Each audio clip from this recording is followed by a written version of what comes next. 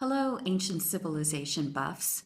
My name is Camille Sauvé, author of the book Sorcerers of Stone, Architects of the Three Ages.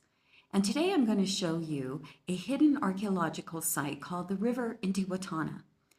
It is a fascinating and beautiful site that many pass by on their way from the hydroelectrical rail station to Aguascalientes for their visit to Machu Picchu, but few see as it is truly off the beaten path and not promoted by the Ministry of Culture.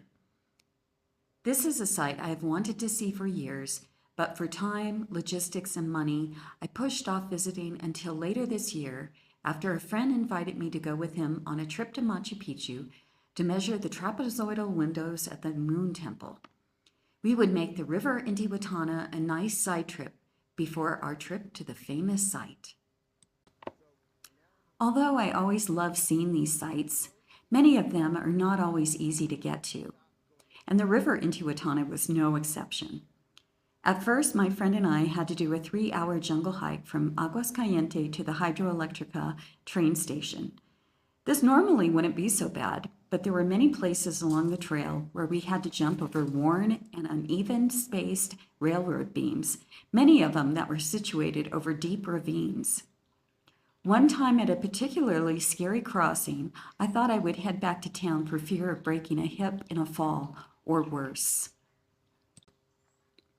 On top of this, once Al and I finally got to the Hydroelectrica area, we found that the locals there didn't seem all that eager to let outsiders know its exact location. We literally searched for it for hours based on the many vague directions and bad maps given to us. Then one woman even told us before we started that the site was closed to the public due to renovation, which I later found out not to be true.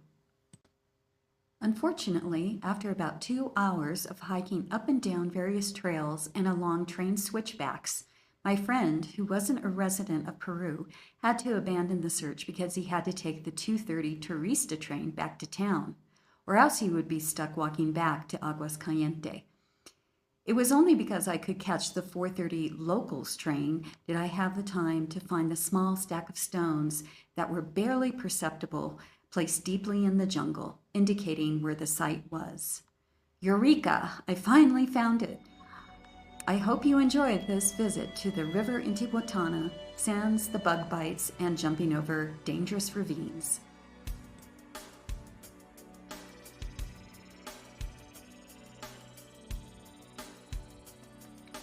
The River Intihuatana is situated near the confluences of the Eobamba and Urubamba rivers, and was identified by the great explorer Hiram Bingham as the River Intihuatana for its proximity to the Urubamba River. Though small, the River Intihuatana has some features that truly make it special. The site has a stepped Intihuatana, which is known as an astronomical marker, which has sightlines to other important sites in the area. It also has a natural spring, water canals, fountains, a cave, basins, and a large platform.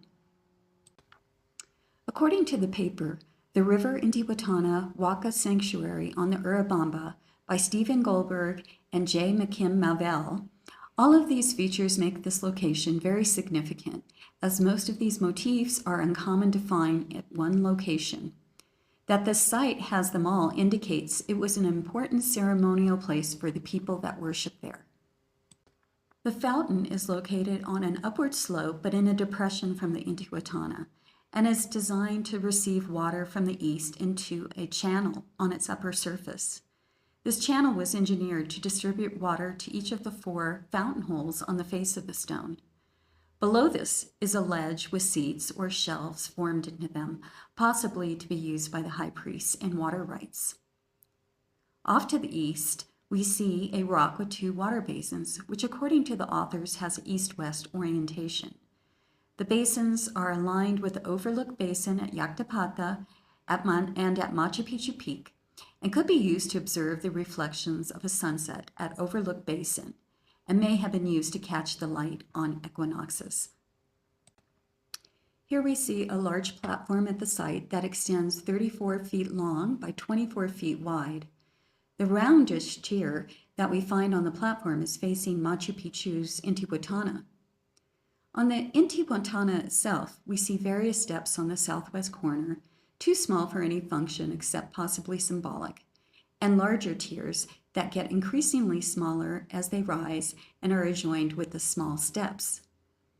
The gnomon, or the vertical knob on the top of the structure, seems to be broken off, masking its original shape, but it is suspected of being used to judge time or direction, such as indicating zenith passage of the sun by the withdrawal of disappearance of the gnomon shadow. Gnomons are also believed to be used to identify the equinoxes when the shadows align on an east-west orientation. This gnomon might have been instrumental in the determination of the site's predominant east-west alignments, according to Goldberg and Malville.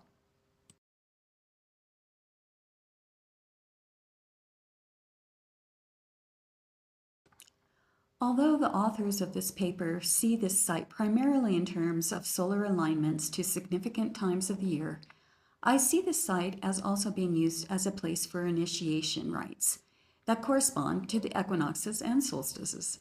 For example, I see the rock with the two basins facing northwest direction as representing duality, a very common motif in Andean culture and many other traditions as well. I see the initiate literally using the basins to reflect on their own dual nature and that of life itself.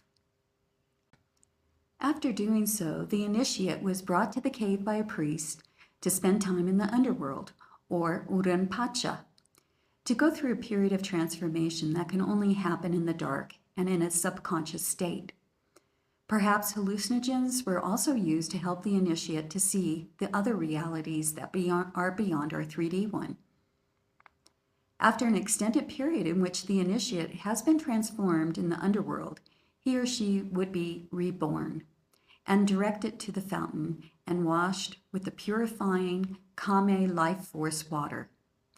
Then she would be brought to the Intihuatana, which is a sort of truncated pyramid with 3 tiers for final consecration rites of the reborn soul. Perhaps the platform immediately below the Intihuatana was used by the initiate to take in the sun during the winter equinox when most of these esoteric traditions take place.